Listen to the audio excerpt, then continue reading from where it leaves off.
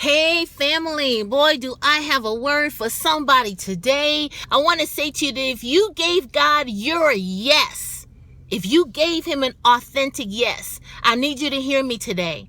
You need to embrace your Leah in order to receive your Rachel. What am I talking about? If you read the account in the Bible, Jacob meets Rachel and he falls in love with her. She is gorgeous.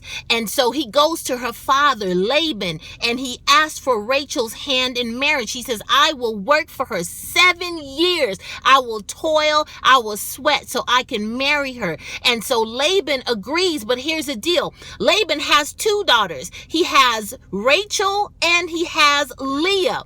Now, the Bible doesn't come right out and tell us that Leah is ugly per se, but it kind of hints around to the fact that not only is she unattractive, but she's also cross-eyed. And so, of course, that's not who Jacob wants. But after he works for Laban for 7 years, guess who Laban gives him? Cross-eyed Leah. And so he goes back to me. He's like, man, you tricked me. He said, listen, it's not customary that we give the younger before the older. So he said, if you will work for me another 7 years, you will get Rachel. And so, that's what he did. And so as I read that account, I thought, my God, there's so many deep messages in this. The first thing I want to say to you is don't get all twisted and mad at your Labans.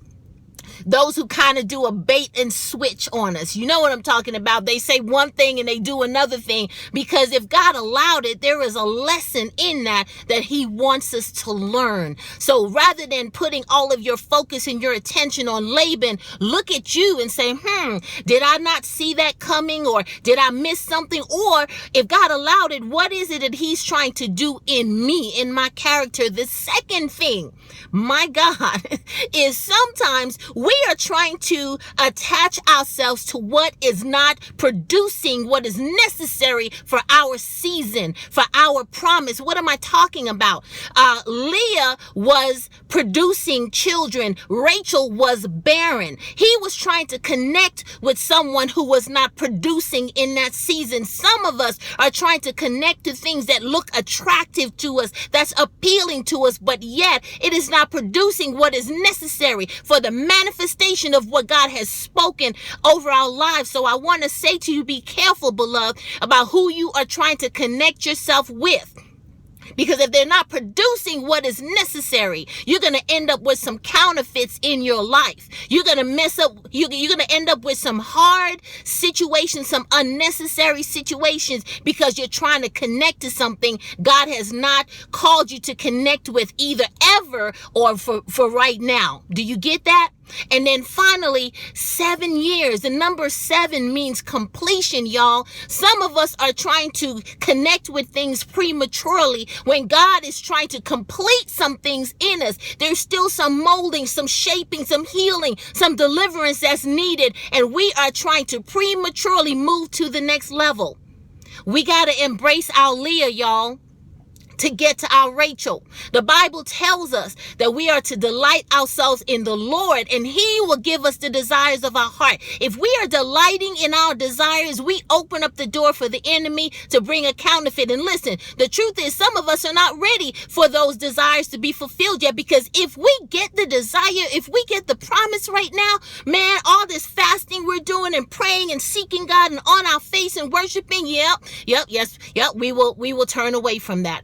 Because we will start trying to enjoy the promise more than we enjoy the one who gave us the promise, right? So, beloved, if you gave God your yes, this thing is serious, y'all. This is serious. When I got this in my spirit, I said, man, I got to share this.